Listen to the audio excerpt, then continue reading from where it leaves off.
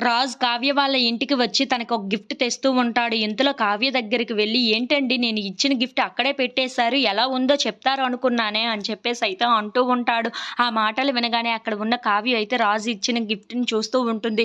"నా కోసం శారీ తీసుకొని వచ్చారా?" అని చెప్పేసైతే చాలా సంతోషంగా రాజు వైపు అలా చూస్తూ ఉండిపోతుంది. ఇంతలో అక్కడ ఉన్న రాజు, "ఎలా ఉందో చెప్పడం లేదే" అని చెప్పేసైతే అంటూ ఉంటాడు. ఆ మాటలు వినగానే అక్కడ ఉన్న కావ్య అయితే చాలా సంతోషంగా నవ్వుతూ, "నాకు చాలా బాగా నచ్చిందండి మీరు ఇచ్చిన గిఫ్ట్" అని చెప్పేసైతే అంటూ ఉంటుంది. ఆ మాటలు వినగానే అక్కడ ఉన్న రాజు అయితే చాలా సంతోషిస్తూ ఉంటాడు. ఇంతలో అక్కడ ఉన్న రాజు అయితే, "సరేనండి నేను మా ఇంటికి వెళ్తున్నాను" అని చెప్పేసైతే అంటూ ఉంటాడు. ఆ మాటలు వినగానే అక్కడ ఉన్న కావ్య అయితే, "సరేనండి" అని చెప్పేసైతే అంటూ ఉంటుంది. అలా ఒకరికొకరు బాయ్ చెప్పుకుంటూ ఉంటారు. ఇంతలో రాజు వాళ్ళ బామ్మగారు బయటకు వస్తూ ఉంటారు.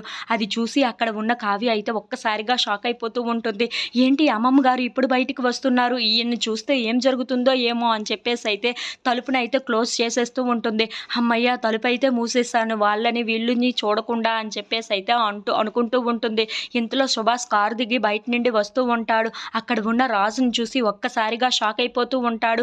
ఏంటి రాజు బ్రతికే ఉన్నాడా? రాజేంటి ఇలా ఉన్నాడు అని చెప్పేసైతే అనుకుంటూ అక్కడ ఉన్న రాజుని అలా చూస్తూ ఉండిపోతాడు. ఇంతలో అక్కడ ఉన్న రాజు కూడా వాళ్ళ నాన్నని చూసి, "ఏంటి ఈయన్ని ఎక్కడో చూసినట్లుగా ఉందే" అని చెప్పేసైతే అనుకుంటూ అక్కడ ఉన్న సుభాష్‌ని చూసి ఒక్కసారిగా షాక్ అయిపోయి అలా ఒకరినొకరు చూసుకుంటూ ఉంటారు. ఇంతలో అదంతా చూసిన కావ్య అయితే ఒక్కసారిగా షాక్ అయిపోతూ ఉంటుంది. అయ్యో! ఇప్పుడు మావయ్య గారికి ఆయన బ్రతికే ఉన్నారన్న విషయం తెలిసిపోయింది. కానీ అతనికి గతం గుర్తులేదన్న విషయం తెలీదు కదా! ఇప్పుడు ఏం బయట పెడతారో ఏంటో మావయ్య అని చెప్పేసైతే చాలా టెన్షన్ పడిపోతూ వాళ్ళిద్దరిని అలా చూస్తూ ఉండిపోతుంది.